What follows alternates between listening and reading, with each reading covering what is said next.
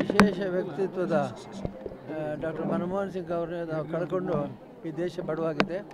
ಯಾಕೆಂದರೆ ಅವರು ಹೆಚ್ಚು ಮಾತನಾಡಲಿಲ್ಲ. ಅವರು ಭಾಷಣಗಳಕ್ಕಿಂತ ಹೆಚ್ಚು ಕಾರ್ಯದಲ್ಲಿ ದೇಶವನ್ನು ಪ್ರಗತಿಯನ್ನು ಸಾಧಿಸಿದರು.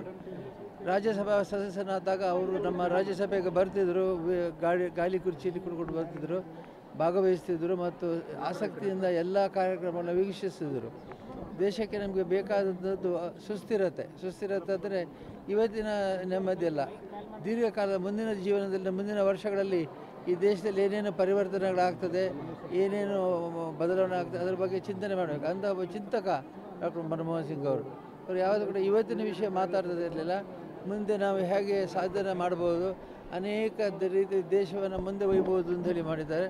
ಹಾಗಾಗಿ ನಾನು ಮತ್ತೊಮ್ಮೆ ನಮ್ಮ ಎಲ್ಲ ಸಮಾಜದ ಪರವಾಗಿ, ನಮ್ಮ ರಾಜ್ಯದ ಪರವಾಗಿ, ನಮ್ಮ ಎಲ್ಲ ವಿದ್ಯಾಸಂಸ್ಥೆಗಳ ಯುವಕರ ಪರವಾಗಿ ಡಾಕ್ಟರ್ ಮನಮೋಹನ್ ಸಿಂಗ್ ಅವರಿಗೆ ಶ್ರದ್ಧಾಂಜಲಿಯನ್ನು ಅರ್ಪಿಸ್ತೇನೆ. ಮತ್ತು ಅವರು ಮಾಡಿದಂಥ ಸೇವೆ ಶಾಶ್ವತವಾಗಿ ನಮಗೆ ಮುಂದಕ್ಕೆ ಜೀವನ ಕೊಡಲಿಕ್ಕಿದೆ, ವ್ಯಕ್ತಿತ್ವವನ್ನು ಕೊಡಲಿಕ್ಕಿದೆ ಮತ್ತು ನಮ್ಮ ದೇಶಕ್ಕೆ ಸಬಲತೆಯನ್ನು ಕೊಡಲಿಕ್ಕಿದೆ ಅಂತ ನಾನು ಹೇಳಿ ಶ್ರೀ ಮಂಜುನಾಥ ಸ್ವಾಮಿ ಅವರ ಆತ್ಮಕ್ಕೆ ಶಾಂತಿಯನ್ನು ಇರಲಿ ಅಂತೇಳಿ ಪ್ರಾರ್ಥಿಸ್ತೇನೆ. ಸ್ವಾಮೀಜಿ, ಇತ್ತೀಚೆಗೆ ಮೋಹನ್ ಭಾಗವತರು ಒಂದು ಮಾತು ಹೇಳ್ತಾ ಇದ್ದಾರೆ, ಮಸೀದಿ ಅಯೋಧ್ಯೆಯಲ್ಲಿ ಶ್ರೀರಾಮ ಮಂದಿರ ನಿರ್ಮಾಣ ಹತ್ರ ಸಾಕಷ್ಟು ವಿವಾದಗಳನ್ನು ಹುಟ್ಟುಹಾಕಿ ನಾಯಕರಾಗ್ತಾ ಇದ್ದಾರೆ.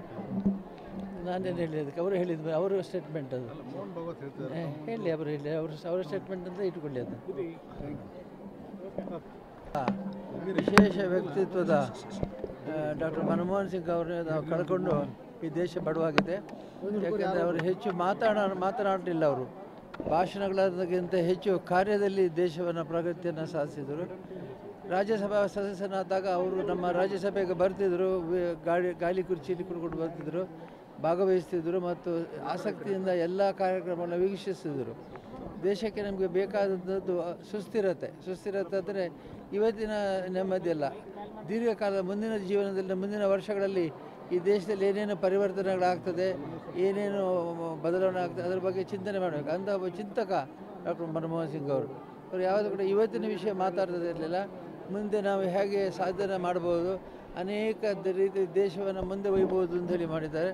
ಹಾಗಾಗಿ ನಾನು ಮತ್ತೊಮ್ಮೆ ನಮ್ಮ ಎಲ್ಲ ಸಮಾಜದ ಪರವಾಗಿ, ನಮ್ಮ ರಾಜ್ಯದ ಪರವಾಗಿ, ನಮ್ಮ ಎಲ್ಲ ವಿದ್ಯಾಸಂಸ್ಥೆಗಳ ಯುವಕರ ಪರವಾಗಿ ಡಾಕ್ಟರ್ ಮನಮೋಹನ್ ಸಿಂಗ್ ಅವರಿಗೆ ಶ್ರದ್ಧಾಂಜಲಿಯನ್ನು ಅರ್ಪಿಸ್ತೇನೆ.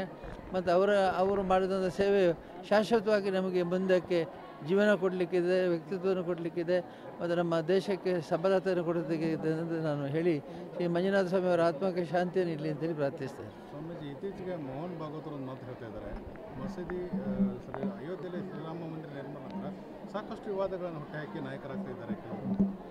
ನಾನೇನು ಹೇಳಿದ್ದಕ್ಕೆ ಅವರು ಹೇಳಿದ್ರು, ಅವರ ಸ್ಟೇಟ್ಮೆಂಟ್ ಅದು. ಮೋಹನ್ ಭಾಗವತ್ ಹೇಳ್ತಿದ್ದಾರೆ, ಹೇಳಿ ಅವರು ಹೇಳಿ, ಅವರ ಸ್ಟೇಟ್ಮೆಂಟ್ ಅಂತ ಇಟ್ಕೊಳ್ಳಿ ಅದು.